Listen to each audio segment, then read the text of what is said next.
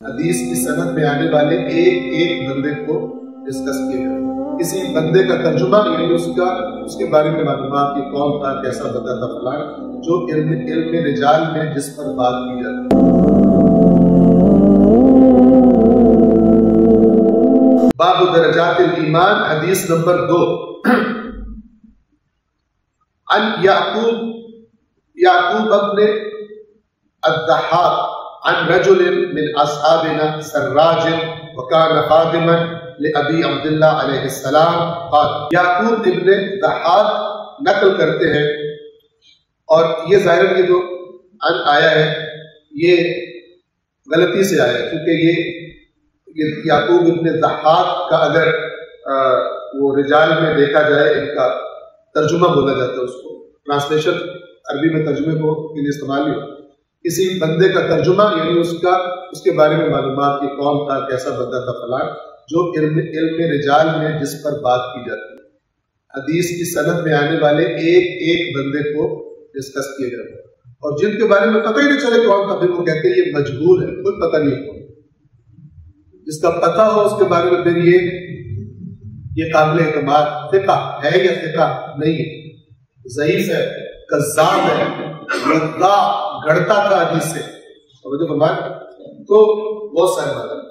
تو یہ یعقوب ابن ضحاک ہی خادم ہے امام صادق علیہ السلام کے، اور سراج ہے، گویا کہ اگر میں غلطی نہ کروں تو کیونکہ سراج چراغ کو کہتے ہیں، تو چراغ وغیرہ جلانے والا ان کو ڈیل کر رہے ہیں۔ وکان خادما لابی عبداللہ علیہ السلام، اور یہ بندہ جو ہے یہ امام کا خادم تھا۔ قال، یہ کہتا ہے، کچھ جگہ میں چھوٹا جاؤں گا تاکہ آگے بڑھ سکے، کچھ جگہ پڑھوں۔ مجھے بھیجا ابو عبداللہ علیہ السلام نے کسی کام کے لیے، جبکہ امام حیرہ یہ حق والی ہے، حیرہ کوفہ کے نزدیک ایک جگہ ہے، یعنی امام وہاں پر تھے حیرہ میں، تو وہاں پر ہم نے ایک جگہ پر قیام کیا ہوا تھا، تو امام نے مجھے کسی کام کے لیے بھیجا، جبکہ امام حیرہ میں تھے، میں بھی اور امام کے محبین میں سے ایک جماعت، امام کے جو محبین تھے، یعنی ہمیں ایک گروہ کو بھیجا، کس کے لیے؟ کسی کام کے لیے۔ تو پھر یہ کہتا ہے کہ ہم اس کام کے لیے، اس ذمہ داری کو انجام دینے کے لیے چلے گئے، پھر اس کے بعد رات کے وقت ہم واپس آئے، یعنی رات ہو چکی تھی، عشاء کا ٹائم ہو چکا تھا، اور میرا جو بستر تھا، یعنی جو گویا خیمہ اور بستر تھا یا جہاں پہ رکے ہوئے تھے، وہ ایک گودی پہ تھا، جو جیسے گود ہوتی ہے ذرا نشیلی جگہ ہوتی ہے، نیچی جگہ، دو ٹیلوں کے درمیان والی جگہ، اس طرح تھوڑی گہری، اس میں تھا جس میں ہم اترے ہوئے تھے، جس میں ہم رکے ہوئے تھے۔ تو میں آیا، یعنی میں واپس آیا، اور میں ایک غمگین حالت میں تھا، اچھی حالت میں نہیں، موڈ میرا خراب ہوا، تو میں نے خود کو بستر پر گرا دیا۔ ابھی میں نے بستر پر خود کو گرایا ہی تھا، اور ابھی اسی حالت میں تھا کہ اچانک امام صادق علیہ السلام تشریف لے آئے، یعنی جہاں پر میرا خیمہ تھا، بستر تھا، میں بھی گرایا تھا خود کو، میں دیکھا امام تشریف لے آئے، تو امام نے فرمایا کہ قد اتیناک، یا فرمایا جئناک، دونوں لفظوں کا مطلب ایک ہے، ہم تم سے ملنے کے لیے آئے۔ فاستویت جالسا، میں سیدھا ہو کر بیٹھ گیا۔ یہ آپ کو عرض کر کہ یہ جو لفظ ہے جالس، ہم اردو میں الفاظ استعمال کرتے ہیں، جلسہ، جلوس، کس معنی میں استعمال کرتے ہیں آپ سب کو پتہ ہے، جلوس نکلا ہوا ہے، جلسہ ہو رہا ہے۔ عربی زبان میں اس کا مطلب یہ ہے ہی نہیں۔ جلوس کہتے ہیں بیٹھنے کو، جالس بیٹھا ہوا، تو میں سیدھا ہو کر بیٹھ گیا۔ جلوس بھی بیٹھنے کو کہتے ہیں، جلسہ بھی بیٹھنے کو کہتے ہیں۔ آپ دو سجدوں کے درمیان جلسہ ضروری ہے، کیا مطلب؟ دو سجدوں کے درمیان اردو والا جلسہ کرنا ضروری ہے، تقریر کرنی بندے کٹے کر کے، پہلے سجدے کے بعد دوسرا سجدہ.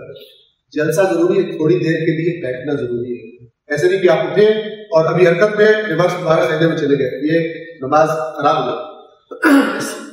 بیٹھے آرام سے، کیونکہ نماز پڑھنے میں سکون کی حالت، آرام اور ٹھہراؤ ہونا چاہیے. لہٰذا بعض جگہوں پر حالت سکون خود پہ تاریخ کرنا لازم ہے. یہ جو لوگ ہیں نا بعض اوقات اٹھتے ہیں اور ابھی سیدھے کھڑے نہیں ہوتے، سجدے میں ڈائریکٹ کر جاتے ہیں، یہ نماز صحیح نہیں ہے. اسی طرح کچھ لوگ سجدے تھوڑا سا میں آتے ہیں، پورے سیدھے بھی نہیں ہوتے پھر چلے جاتے ہیں، یعنی موومنٹ، یہ نماز خراب ہو جاتی ہے. بیٹھ کر سیدھا ایک سیکنڈ کے چاہے کچھ حصے کے لیے ہو جلسہ بیٹھنا. یہ کہتے ہیں کہ میں اٹھ کے بیٹھ کے سیدھا ہو کے بیٹھ گیا، امام تشریف لائے اور امام میرے بستر کے سامنے والے حصے پر بیٹھ گئے، بستر پر بیٹھ گئے، تو مجھ سے امام نے سوال کیا اس کام کے بارے میں جدھر مجھے بھیجا تھا. فأخبرته، تو میں نے امام کو رپورٹ کی، خبر دی. فحمد اللہ، تو امام نے اللہ کی حمد، الحمدللہ. پھر اس کے بعد ثم جرا ذکر قوم، پھر ایک قوم کا ذکر جاری ہے. اب یہاں سے معاملہ شروع ہوتا ہے، بہت غور سے سنیے گا. ایسا زبردست اور معقول اور بہترین نکات بتائے اس کو. اگر ائمہ کے ماننے والے یہ رویہ اپنا لیں کیا بات ہے، لیکن کیا کریں. امام نے اللہ کی حمد کی تو ایک قوم کا ذکر چل پڑا. فقلت، یہ خادم کہتا ہے میں نے کہا جو التفداک، میری جان آپ پر قربان ہو امام صاحب، انا نبرأ منہ، ہم ان سے برات کرتے ہیں، جلدی جلدی برات کرتے ہیں. ٹھیک ہے، برات کے شوقین ہم برات کرتے ہیں.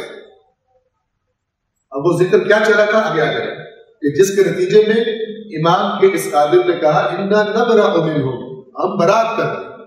امام خوش ہوئے، بڑا مخلص ہے، بڑا جوشیلا ہے، ہماری برداشت نہیں ہو رہی تھی. وہ کہہ رہے ہیں ہمارا کوئی تعلق ہی نہیں ہے ان سے، ہم اس کی برات کوئی لفظ ہے جسے تبرہ کہتے ہیں.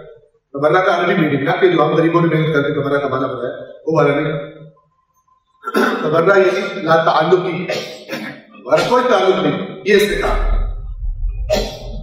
پھر اس کا سبب بتایا کہ میں کیوں تبرہ کر رہا ہوں، کیوں برات کر رہا ہوں اس سے. انہم لا یقولون ما نقول، امام کو بتایا کہ آپ پر میری جان فدا ہو، ہم ان سے برات کرتے ہیں. کیوں؟ اس لیے کہ یہ لوگ وہ بات نہیں کہتے جو ہم کہتے ہیں، یعنی یہ اس کے قائل نہیں ہے جس کے ہم قائل ہیں. ان کا وہ عقیدہ نہیں ہے جو ہمارا آپ کے بارے میں.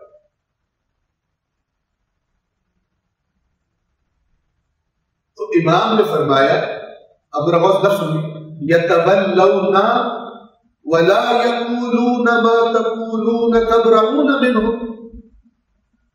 یتولون، ہم سے تولا رکھتے ہیں اور وہ نہیں کہتے جو تم کہتے ہو، تو ان سے تبرہ کرو گے، ان سے برات کر لو گے. امام نے اس بات کو ریپیٹ کیا، یعنی وہ ہم سے تولا رکھتے ہیں. تولا کا معنی میں بتاتا ہوں، وہ ہم سے تولا کرتے ہیں، رکھتے ہیں، لیکن جو تم جس کے قائل ہو اس کے قائل نہیں ہے تو تم ان سے برات کرتے ہو، لا تعلق ہی کرتے ہو. بول تو نعم، اس نے کہا جی بالکل، اسی وجہ سے